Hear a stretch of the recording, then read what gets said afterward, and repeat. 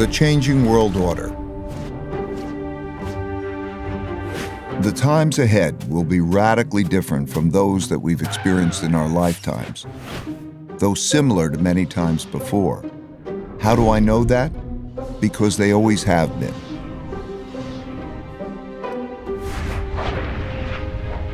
Over my roughly 50 years of global macroeconomic investing, I've learned the hard way that the most important events that surprised me did so because they never happened in my lifetime. These painful surprises led me to study the last 500 years of history for similar situations, where I saw that they had indeed happened many times before, with the ups and the downs of the Dutch, British, and U.S. empires. And every time they did, it was a sign of the changing world order. This study taught me valuable lessons that I'm going to pass along to you here in a distilled form. You can find the comprehensive version in my book, Principles for Dealing with the Changing World Order. Let me begin with a story that brought me to this point, about how I learned to anticipate the future by studying the past.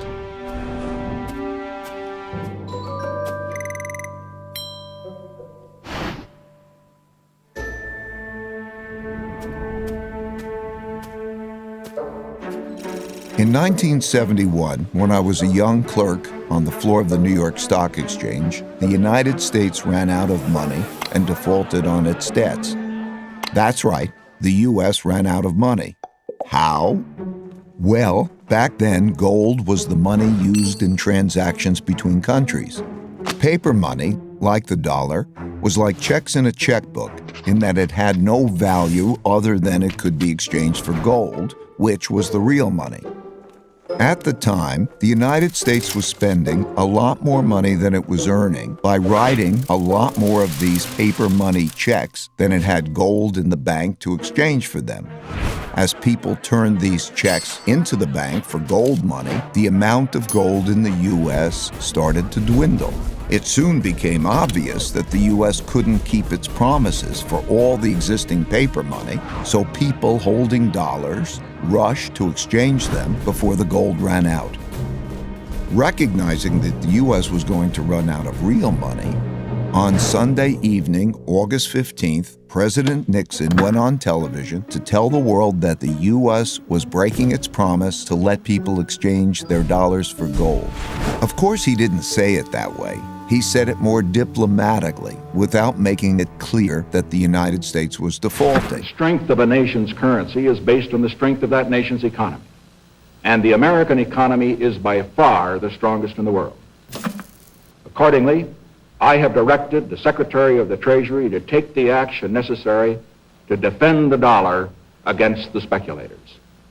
I have directed Secretary Connally to suspend temporarily the convertibility of the dollar into gold or other reserve assets, except in amounts and conditions determined to be in the interest of monetary stability and in the best interest of the United States. I watched in awe, realizing that money as we understood it was ending. What a crisis. I expected the stock market to plunge the next day, so I got on the exchange floor early to prepare. When the opening bell rang, pandemonium broke out, but not the kind I expected. The market was up, way up, and went on to rise nearly 25%. That surprised me because I never experienced a currency devaluation before. When I dug into history, I discovered that the exact same thing happened in 1933 and had the exact same effect. Then, paper dollars were also linked to gold, which the U.S. was running out of because it was spending more paper money checks than it had gold to exchange for them. And President Roosevelt announced on the radio that he would break the country's promise to exchange dollars for gold. It was then that I issued the proclamation providing for the national bank holiday and this was the first step in the government's reconstruction of our financial and economic fabric. The second step, last Thursday, was the legislation promptly and patriotically passed by the Congress, confirming my proclamation and broadening my powers so that it became possible, in view of the requirement of time, to extend the holiday and lift the ban of that holiday gradually in the days to come. This law also gave authority to develop a program of rehabilitation. In both cases, breaking the link to gold allowed the U.S. to continue spending more than it earned, simply by printing more paper dollars. Since there was an increase in the number of dollars without an increase in the country's wealth, the value of each dollar fell. As these new dollars entered the market, without a corresponding increase in productivity, they went to buy lots of stocks, gold, and commodities, and hence caused their prices to rise. As I studied more history, I saw that the exact same thing happened many, many times before. I saw that since the beginning of time, when governments spent much more than they took in taxes, and conditions got bad, they ran out of money and they needed more. So they printed more, a lot more, which made its value fall and made the prices of most everything, including stocks, gold, and commodities, rise. That's when I first learned the principle that when central banks print a lot of money to relieve a crisis, buy stocks, gold, and commodities, because their value will rise and the value of paper money will fall. This printing of money is also what happened in 2008 to relieve the mortgage-driven debt crisis, and in 2020 to relieve the pandemic-driven economic crisis, and it almost certainly will happen in the future. So I suggest that you keep this principle in mind. These experiences gave me another principle, which is to understand what is coming at you, you need to understand what happened before you. That principle led me to study how the Roaring '20s bubble turned into the 1930s depression, which gave me the lessons that allowed me to anticipate and profit from the 2007 bubble, turning into the 2008 bust. All these experiences led me to develop an almost instinctual urge to look to the past for similar situations, to learn how to handle the future well. Changing orders.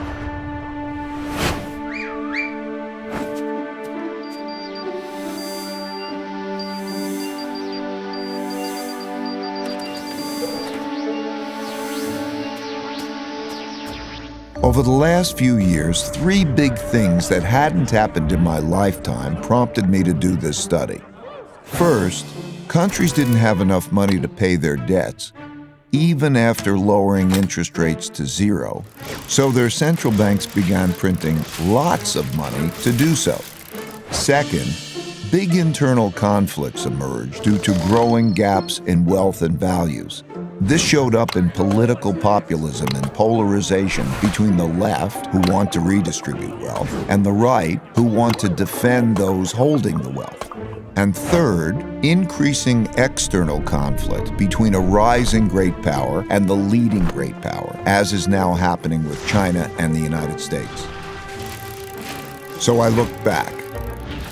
I saw that all these had happened together before, many times, and nearly always led to changing domestic and world orders. The last time this sequence happened was from 1930 to 1945.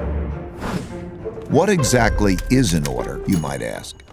It's a governing system for people dealing with each other. There are internal orders for governing within countries, typically laid out in constitutions.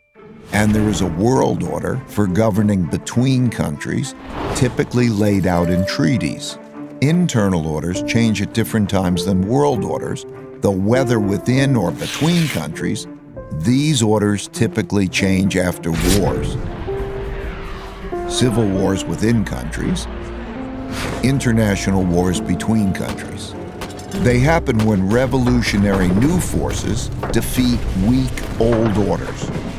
For example, the U.S. internal order was laid out in the Constitution in 1789 after the American Revolution, and it is still operating today, even after the American Civil War. Russia got rid of its old order and established a new one with the Russian Revolution in 1917, which ended in 1991 with a relatively bloodless revolution. China began its current internal order in 1949 when the Chinese Communist Party won the Civil War. You get the idea. The current world order, commonly called the American World Order, formed after the Allied victory in World War II, when the U.S. emerged as the dominant world power. It was set out in agreements and treaties for how global governance and monetary systems work. In 1944, the new world monetary system was laid out in the Bretton Woods Agreement and established the dollar as the world's leading reserve currency. A reserve currency is a currency that is commonly accepted around the world, and having one is a key factor in a country becoming the richest and most powerful empire. With a new dominant power and monetary system established, a new world order begins. These changes take place in a timeless and universal cycle that I call the Big Cycle. I'll start with a quick overview, then give you a more complete version, and then direct you to my book if you want more. As I studied the 10 most powerful empires over the last 500 years and the last 3 reserve currencies, it took me through the rise and decline of the Dutch Empire and the guilder, the British Empire and the pound, the rise and early decline in the United States Empire and the dollar, and the decline and rise of the Chinese Empire and its currencies, as well as the rise and decline of the Spanish, German, French, Indian, Japanese, Russian, and Ottoman empires, along with their significant conflicts, as measured in this chart. To understand China's patterns better, I also studied the rise and fall of Chinese dynasties and their monies back to the year 600. Because looking at all these measures at once can be confusing, I'll focus on the 4 most important ones: the Dutch, British, US, and Chinese. You'll quickly notice the pattern. Now let's simplify the form a bit. As you can see, they transpired in overlapping cycles that lasted about 250 years, with 10 to 20-year transition periods between them. Typically, these transitions have been periods of great conflict because leading powers don't decline without a fight. So how am I measuring an empire's power? In this study, I used 8 metrics. Each country's measure of total power is derived by averaging them together. They are education, inventiveness and technology development, competitiveness in global markets, economic output, share of world trade, military strength, the power of their financial center for capital markets, and the strength of their currency as a reserve currency. Because these powers are measurable, we can see how strong each country is now, was in the past, and whether they're rising or declining. By examining the sequences from many countries, we can see how a typical cycle transpires. And because the wiggles can be confusing, we can simplify it a bit to focus on the pattern of cause-effect relationships that drive the rise and decline of a typical empire. As you can see, better education typically leads to increased innovation and technology development, and with a lag, the establishment of the currency as a reserve currency. You can also see that these forces then declined in a similar order, reinforcing each other's decline. Let's now look at the typical sequence of events going on inside a country that produces these rises and declines. In a nutshell, the big cycle typically begins after a major conflict, often a war, establishes the new leading power and the new world order. Because no one wants to challenge this power, a period of peace and prosperity typically follows. As people get used to this peace and prosperity, they increasingly bet on it continuing. They borrow money to do that, which eventually leads to a financial bubble. The empire's share of trade grows, and when most transactions are conducted in its currency, it becomes a reserve currency, which leads to even more borrowing. At the same time, this increased prosperity distributes wealth unevenly, so the wealth gap typically grows between the rich haves and the poor have-nots. Eventually, the financial bubble bursts, which leads to the printing of money and increased internal conflict between the rich and the poor, which leads to some form of revolution to redistribute wealth. This can happen peacefully or as a civil war. While the empire struggles with this internal conflict, its power diminishes relative to external rival powers on the rise. When a new rising power gets strong enough to compete with the dominant power that is having domestic breakdowns, external conflicts, most typically wars, take place.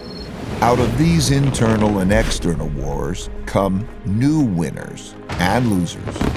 Then the winners get together to create the new world order, and the cycle begins again.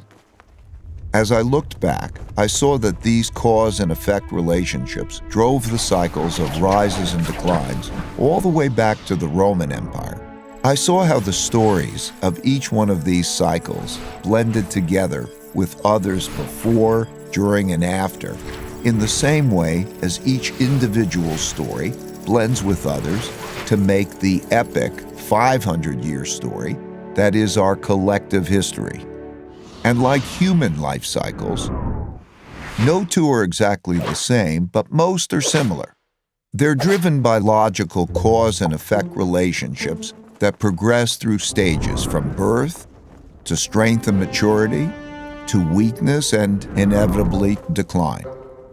However, that's like saying a person's life cycle takes 80 years on average, without recognizing that many are much shorter and many are longer. While age can be a good indicator of future longevity, a better way is to look at health indicators. One can do that with empires and their vital signs too. I found that by watching the indicators of power change, I was able to see what stage a country was in, which helped me to anticipate what was likely to come next. Now, I'll take you through the big cycle in more detail. Give me 20 minutes and I'll give you the last 500 years of history and show you the similar patterns across the Dutch, British, US, and Chinese empires. 500 years of big cycles.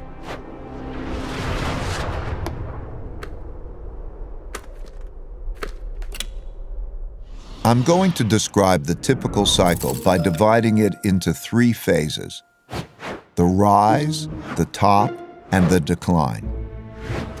The rise. Successful new orders that rise, both internal and external, are typically started by powerful revolutionary leaders doing 4 things.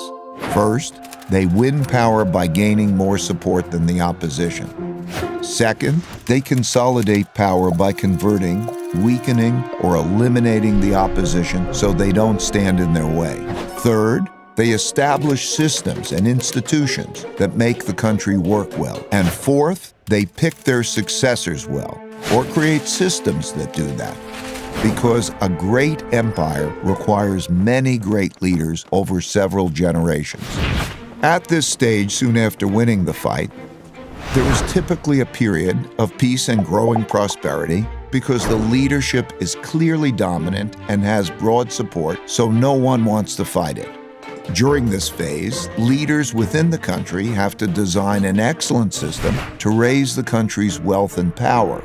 First and foremost, to be great, they must have strong education, which is not just teaching knowledge and skills, but also strong character, civility, and work ethic. These are typically taught in the family, schools, and religious institutions. That provides a healthy respect for rules and laws, order within society, low corruption, and enables them to unite behind a common purpose and work well together. As they do this, they increasingly shift from producing basic products to innovating and inventing new technologies. For example, the Dutch rose to defeat the Habsburg Empire and become superbly educated. They became so inventive that they came up with a quarter of all major inventions in the world, the most important of which was the invention of ships that could travel around the world to collect great riches, and the invention of capitalism, as we know it today, to finance those voyages. They, like all leading empires, enhanced their thinking by being open to the best thinking in the world. As a result, the people in the country become more productive and more competitive in world markets, which shows up in their growing economic output and rising share of world trade. You can see this happening now as the US and China are roughly comparable in both their economic outputs and their shares of world trade. As countries trade more globally, they must protect their trade routes and their foreign interests from attack, so they develop great military strength. If done well, this virtuous cycle leads to strong income growth, which can be used to finance investments in education, infrastructure, and research and development. They must also develop systems to incentivize and empower those that have the ability to make or take wealth. In all of these cases, the most successful empires used a capitalist approach to develop productive entrepreneurs. Even China, which is run by the Chinese Communist Party, used a form of this capitalist approach.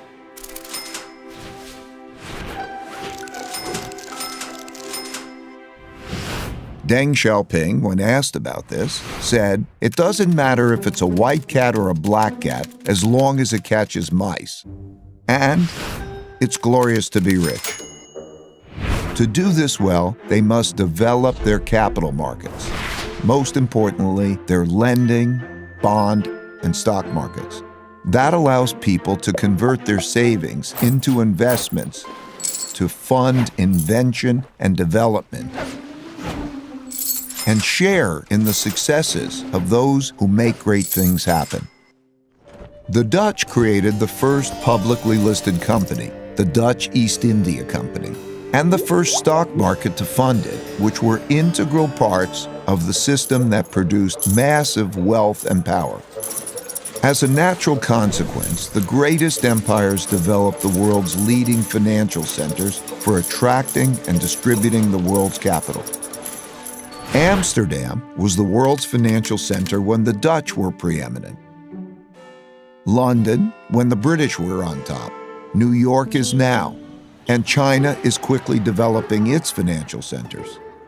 Most importantly, the capitalists, the governments, and the military must work together. Not only did the Dutch work well together, they were one and the same. The Dutch East India Company was granted a trade monopoly from the government and had its own officially sanctioned military to go out into the global markets to make and take wealth. The British followed with the British East India Company and had a similar coordination of their government, business, and military operations. The U.S. military-industrial complex followed suit, as does the Chinese system today. As the country becomes the largest international trading empire, its transactions can be paid with its currency, making it the preferred global medium of exchange. And because their currency is so widely accepted and frequently used, people around the world want to save in it, making it the preferred storehold of wealth, and thus the world's leading reserve currency. The guilder was the world's main reserve currency when the Dutch led world trade, the pound was when the British led, and the dollar has been since the US led. Naturally, China's currency is increasingly being used as a reserve currency. Having a reserve currency enables the empire to borrow more than other countries. That advantage is huge. Think about it. People all over the world are eager to save and hence lend back their currency to the empire. Countries without a reserve currency don't have that. And when the empire runs out of its own money, remember the United States in 1971? They can always print more. The exorbitant privilege afforded by the empire's reserve currency leads borrowing to increase and the beginning of a financial bubble. This series of cause and effect relationships leading to mutually supportive financial, political, and military powers, bolstered by the borrowing power of a reserve currency, have gone together since history began to be recorded. All the empires that became the most powerful in the world followed this path to the top.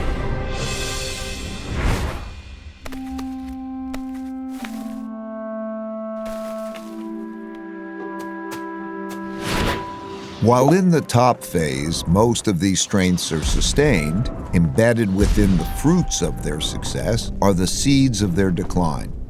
As a rule, as people in these rich and powerful countries earn more, that makes them more expensive and less competitive relative to people in other countries who are willing to work for less. At the same time, people in other countries naturally copy the methods and technologies of the leading power, which further reduces the leading power's competitiveness. For example, British shipbuilders had less expensive workers than Dutch shipbuilders. So they hired Dutch designers to design better ships that were built by less expensive British workers, making them more competitive, which led the British to rise and the Dutch to decline. Also, as people become richer, they tend not to work as hard. They enjoy more leisure, pursue the finer and less productive things in life, and at the extreme become decadent. Values change from generation to generation during the rise to the top, from those who had to fight to achieve wealth and power to those who inherited it. They're less battle-hardened, steeped in luxuries, and accustomed to the easy life, which makes them more vulnerable to challenges. The golden era of the Dutch Empire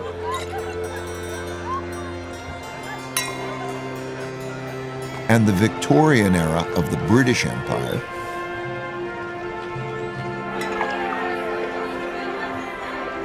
were such high prosperity periods like this. As people get used to doing well, they increasingly bet on the good times continuing and borrow money to do that, which grows into financial bubbles. Naturally, the financial gains come unevenly, so the wealth gap grows. Wealth gaps are self-reinforcing because rich people use their greater resources to reinforce their powers. For example, they give greater privileges to their children, like better education, and they influence the political system to their advantage. This causes the gaps in values, politics, and opportunities to grow between the rich haves and the poor have-nots. Those who are less well-off feel the system is unfair, so resentments grow. But as long as the living standards of most people are still rising, these gaps and resentments don't boil over into conflict. Having the world's reserve currency inevitably leads to borrowing excessively and contributes to the country building up large debts with foreign lenders. While this boosts spending power over the short term, it weakens the country's financial health and weakens the currency over the long term. In other words, when borrowing and spending are strong, the empire appears very strong, but its finances are in fact being weakened. The borrowing sustains the country's power beyond its fundamentals by financing both domestic overconsumption and international military conflicts required to maintain the empire. Inevitably, the cost of maintaining and defending the empire becomes greater than the revenue it brings in, so having an empire becomes unprofitable. For example, the Dutch Empire overextended around the world and fought war after increasingly expensive war with the British and other European powers to protect its territory and trade routes. The British Empire similarly became massive, bureaucratic, and lost its competitive advantages as rival powers, particularly Germany, soared, leading to an increasingly expensive arms race and World War. The U.S. has spent about $8 trillion on foreign wars and their consequences since September 11, and trillions more for other military operations and for supporting military bases in 70 countries. And it still isn't spending enough to support its military competition with China in the area around China. In this cycle, the richer countries eventually get deeper into debt by borrowing from poorer countries that save more. It's one of the early signs of a wealth and power shift. This started in the United States in the 1980s when it had a per capita income 40 times that of China's and started borrowing from Chinese who wanted to save in dollars because the dollar was the world's reserve currency. Similarly, the British borrowed a lot of money from its much poorer colonies, and the Dutch did the same at their top. If the empire begins to run out of new lenders, those holding their currency begin to look to sell and get out rather than to buy, save, lend, and get in.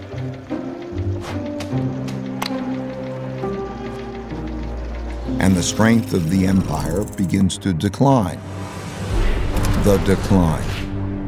The decline comes from internal economic weakness together with internal fighting or costly external fighting or both. Typically, the decline comes gradually and then very suddenly. When debts become very large and there is an economic downturn and the empire can no longer borrow the money necessary to repay its debts, the financial bubble bursts. This creates great domestic hardships and forces the country to choose between defaulting on its debts or printing a lot of new money. It always chooses to print a lot of new money, at first gradually and eventually massively. That devalues the currency and raises inflation. For the Dutch, this was the financial crisis brought about by financial excesses and paying for the Fourth Anglo-Dutch War. Similarly, for the British, it was paying for its financial excesses and its debts from the two world wars. And for the U.S., it's been 3 cycles of debt finance booms and busts since the 90s, with the central bank stepping in each time with stronger measures. When the government has problems funding itself, when there are bad economic conditions, and living standards for most people are declining, and there are large wealth, values, and political gaps, internal conflict between the rich and the poor, as well as different ethnic, religious, and racial groups, greatly increases. This leads to political extremism that shows up as populism of the left or the right. Those of the left seek to redistribute the wealth, while those of the right seek to maintain the wealth in the hands of the rich. Typically, during such times, taxes on the rich rise, and when the rich fear their wealth and well-being will be taken away, they move to places, assets, and currencies they feel safer in. These outflows reduce the empire's tax revenue, which leads to a classic, self-reinforcing, hollowing out process. When the flight of wealth gets bad enough, governments outlaw it. Those seeking to get out begin to panic. These turbulent conditions undermine productivity, which shrinks the economic pie and causes more conflict about how to divide the shrinking resources. Populist leaders emerge from both sides and pledge to take control and bring about order. That's when democracy is most challenged because it fails to control the anarchy and it is when the move to a strong populist leader who will bring order to the chaos is most likely. As conflict within the country escalates, it leads to some form of revolution or civil war to redistribute wealth and force the necessary big changes. This can be peaceful and maintain the existing order, but it's more often violent and changes the order. For example, the Roosevelt Revolution to redistribute wealth was relatively peaceful and maintained the existing internal order, while the French Revolution, the Russian Revolution, and the Chinese Revolution were much more violent and led to new internal orders. This internal conflict makes the empire weak and vulnerable to rising external rivals who, seeing this domestic weakness, are more inclined to mount a challenge. This raises the risk of great international conflict, especially if the rival has built up a comparable military. Defending oneself and one's empire against rivals requires great military spending, which has to occur as domestic economic conditions are deteriorating and the empire can least afford it. Since there is no viable system for peacefully adjudicating international disputes, these conflicts are typically resolved through tests of power.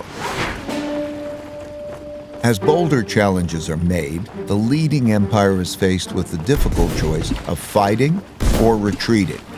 Fighting and losing is the worst outcome, but retreating is bad too, as it cedes progress to the rival and signals that the empire is weak to those countries that are considering which side to be on. Poor economic conditions cause more fighting for wealth and power, which inevitably leads to some kind of war. Wars are terribly costly. At the same time, they produce the tectonic shifts that realign the new orders to the new realities of wealth and power in the world. When those holding the reserve currency and debt of the declining empire lose faith and sell them, that marks the end of its big cycle. Of the roughly 750 currencies that existed since 1700, less than 20% now exist, and all of them have been devalued. For the Dutch, this happened after their defeat in the Fourth Anglo-Dutch War, when they weren't able to repay the massive debts they built up during it. This led to a run on the Bank of Amsterdam and a desperate sell-off, forcing massive money printing, which devalued the currency and the empire into irrelevance. For the British, this happened after World War II, when despite their victory, they could not repay the massive debts they borrowed to fund their war effort. This led to a series of money printing, devaluations, and sell-offs in the British pound as the US and the dollar emerged dominant and created a new world order. At the time of this recording, the United States hasn't yet reached this point. While it has massive debt, spends more than it earns, and funds this deficit with more borrowing and printing huge amounts of new money, the big sell-off in dollars and dollar debt hasn't yet begun. And while there are great internal and external conflicts occurring for all the classic reasons, they've not yet crossed the line to become wars. Eventually, out of these conflicts, whether they're violent or not, come new winners who get together and restructure the losers' debts and political systems and establish the new world order. Then the old cycle and empire ends and the new one begins, and they do it all over again. That's a lot of detail I just threw at you to paint a picture of how the typical big cycle transpires. Of course, not all of them transpire in exactly this way, but most largely do. So much so that it seems like the stories of rises and declines stay essentially the same, and the only things that change are the clothes the characters wear and the technologies they use. So, where are we heading?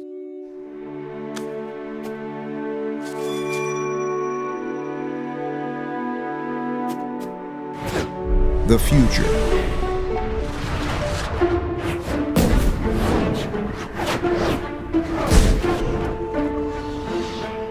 Most empires have their time in the sun and inevitably decline. Reversing a decline is difficult because that requires undoing a lot that's already been done, but it's possible. By looking at these indicators, it's pretty easy to see which stage of the big cycle an empire is in, how fit it is, and whether its condition is improving or worsening, which can help one estimate how many years it has left. Still, these estimates aren't precise, and the cycle can be extended if those in charge pay attention to their vital signs and improve them. For example, knowing that a person is 60 years old, how fit they are, whether they smoke or not, and a few other basic vital signs, one can estimate the person's longevity. One can do that with empires and their vital signs too. It won't be precise, but it will be broadly indicative and give clear direction on steps to take to increase longevity. It's most often the case that a nation's greatest war is with itself over whether or not it can make the hard decisions needed to sustain success. As for what we need to do, it comes down to just two things: earn more than we spend and treat each other well. All other things I mentioned, strong education, inventiveness, being competitive, and all the rest, are just ways of getting at these two things. It's easy to measure if we're doing them. So like people who want to get fit, let's get on the program and improve our vitals. Let's do that individually and collectively. My goal for sharing this picture of how the world works and a few principles for dealing with it well is to help you recognize where we are and the challenges we face, and to make the wise decisions needed to navigate these times well.